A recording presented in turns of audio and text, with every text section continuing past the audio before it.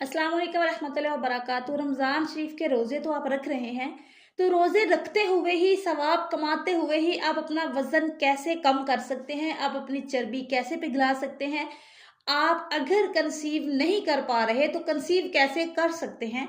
सबसे पहले चीज़ मैं आपको बताती हूँ कि देखिए, आप रोज़ रमज़ान शरीफ में वॉक नहीं करते होंगे, ठीक है, जो कि बहुत ज़रूरी है, लाज़मी करनी है अगर आपने अपना वज़न कम करना है और बहुत ज़्यादा कम नहीं करना। हमने रमज़ान शरीफ के महीने में ईद तक कम से कम 1.5 किलो 2 किलो वजन कम करना है और वो हमारी बॉडी के लिए बहुत फायदेमंद है।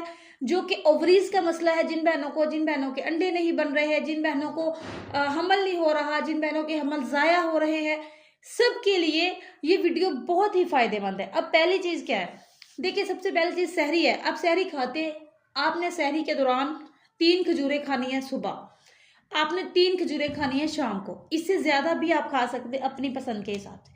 इसके अलावा आपने रोटी पे बहुत ज़्यादा जोर नहीं देना, छोटी सी एक रोटी आपने खानी है। चलो आपको पता चल जाए, आप मुतमिन हो जाएं कि मैंने एक रोटी खा ली है। छोटा पेड़ा लेना है, पतली सी रोटी बनानी है, गोल सी एक रोटी वो आपने, अगर आप ज़्यादा दिल कर रहा है। रोटी खाने से पहले आपने क्या खाना है, देखिए, आप अगर सहरी खा रहे हैं तो आपने उठ के सिंपल आधा गिलास पानी का पिया, 3 खजूरें खा ली, आधा गिलास आपने लस्सी का पिया, फिर आपने रोटी शुरू की।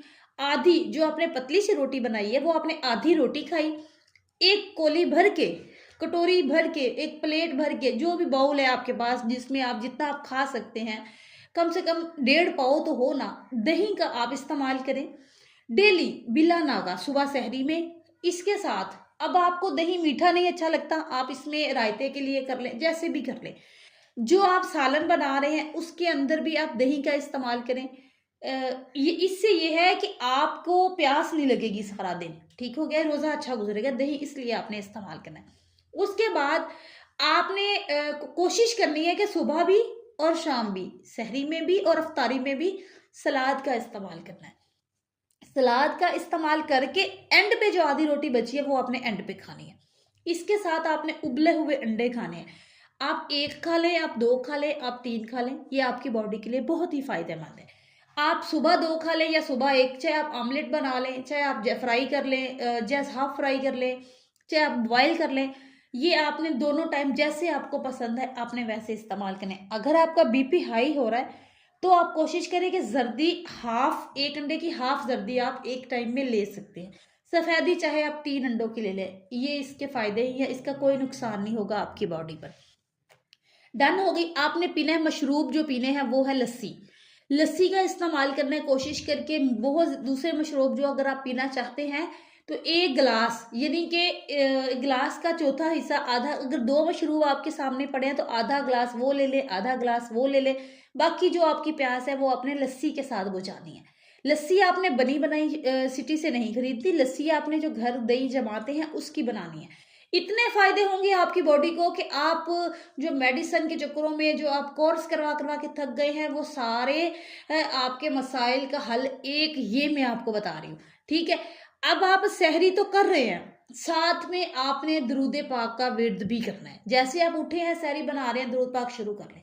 जो आप चीज खा रहे हैं उस पे आपने, हर चीज पे आप, तभी आपकी जुबान रुके जब आप कोई बात कर रहे हैं, जब आप खाना खा रहे हैं तब, वरना आपकी जुबान जब रुक जाए तो आपका दिल दरूदे पाक पड़े। इतना आपने अपने आप को दरूदे पाक की तरफ ले आना है। जबकि 4 मेडिसिन आपने खानी है डेली, जैसा कि फॉर एग्जांपल ये मैदे की है, ये फलां है, ये पेट की है, ये इसकी है, तो ये 4 खा लें या ये एक गोली खा लें, ये चारों के मतबादल। आप कहेंगे चलो मैं एक खा लेती हूँ, तो अब जो एक खानी है वो है दरूदे पाक, ठीक है, ये दरूदे पाक जरूरी है साथ में, ये होगी। इसके बाद आपने आ जाना है अफ्तारी पे। अफ्तारी पे आपने 3 खजूरें, उबला हुआ अंडा, इसके साथ सिंपल पानी हाफ ग्लास। इसके बाद आपने, अगर अगर बहुत दिल करता है मशरूब को, मीठा पानी जो भी आप बनाते हैं, जूस वगैरह या मिल्क शेक वगैरह, वो आपकी बेहतर है अगर आप मिल्क शेक बना रहे हैं। अगर आप जामे शीरी वगैरह आर्टिफिशियल चीज़ें, आपको खुद पता है, वो ऐसी वैसी चीज़ें इस्तेमाल करते हैं तो वो फायदेमंद नहीं है। मीठा का इस्तेमाल कम रखना है। चीनी अगर डालते हैं दही में तो वो भी बहुत कम डालें। अगर दूध में डालते हैं शाम में मशरूब बनाने के लिए, कोई मिल्क शेक बनाने के लिए, तो उसमें भी आप चीनी का इस्तेमाल ज़रा कम करें। कोशिश करें कि मिश्री ला के रख लें, वो उसका भी अच्छा टेस्ट है अगर आप अपने अंदरूनी मसाइल को हल करना चाह रही हैं, ठीक है। अब शाम को आपने रोटी खाने से पहले सलाद खाना है। समोसे, पकोड़े, तली हुई चीजें बहुत कम खानी है। मैं ये नहीं कहती ना खाएं, खाएं जरूर। यूं करें, मेरे कहने के ऊपर एक दिन आप जस्ट आज शाम को फॉर एग्जाम्पल आपने सिर्फ सालन और रोटी, ये दो चीजें आपके पास होनी चाहिए। साथ में सलाद होगा, साथ में गुलाब अंडा होगा, साथ में आपका अच्छा सा मिल्क शेक होगा जिसमें आपने एक पतली सी रोटी बनाई होगी, वो भी आपसे हाफ खाई जाएगी। अगर आप पहले 3 खजूरें, अंडा, दूध जो होगा आपने मिल्क शेक बनाया वो, इसके बाद पानी, लस्सी, ये चीजें और हाफ रोटी और सलाद की पूरी प्लेट भर के वो तो पूरी खानी है। उसके अलावा सब्जी खा लें जो आपने पकाई है, वो चम्मच के साथ अगर वो खा लें। अपना पेट भरना है, हेल्दी डाइट है, प्रोटीन्स लें। मीट बनाएं, बीफ बनाएं, चिकन बनाएं, ये बहुत अच्छी चीज है। फ्रूट्स इस्तेमाल करें, अच्छा फ्रूट रख लें आप। अफ्तारी में फ्रूट्स की बड़ी जो एक बड़ी प्लेट है अपने आगे रखिए और वो आपने खुद खत्म करनी है। तो रोटी का इस्तेमाल कम करना है। और वाक आप थोड़ी सी अफ्तारी के बाद आपने फौरी सो नहीं जाना। अफ्तारी के बाद जो बंदा फौरी लेटता है ना, उनको थोड़ा सा प्रॉब्लम होता है। अफ्तारी के बाद आपने सबसे पहले तो आपने नमाज पढ़नी है, नमाज पढ़ के आपने अपनी तस्बीह हाथ में पकड़नी है और बाहर निकल आना है। सहन में या छत पे या जहां भी आपने वहां पे कम से कम 20-30 मिनट तो लाजमी घूमना है। इतना फायदा है, इतना अच्छा मैदा हो जाएगा, इतना अच्छा आपका निजाम हजम हो के आपके हार्मोन्स ठीक हो जाएंगे। पानी की थैलियां हैं, पीसीओएस प्रॉब्लम है, आप ये मेरे कहने पे रूटीन बनाएं।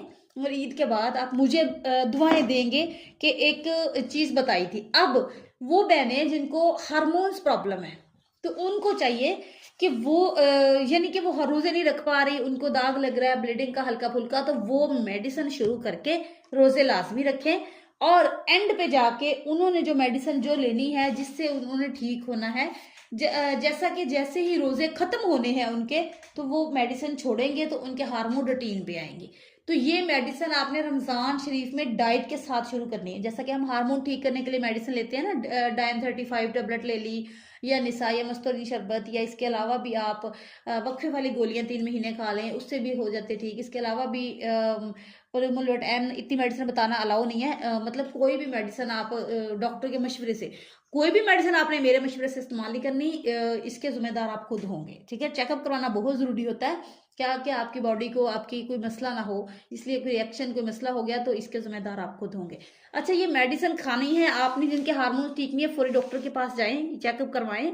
हाँ, मुझे चेकअप करवाना है तो मुझे व्हाट्सएप पे नंबर है, 200 रुपये जस्ट फीस है, वो भी इसलिए कि कोई फेक कॉल ना मुझे आए। जाहिर है कि जो बचौर होगा, जो समझदार होगा और जो ही बात करना चाहेगा वही 200 रुपये का स्क्रीनशॉट भेजेगा ना, वही थोड़ा होगा ना सिंसियर इस मामले में।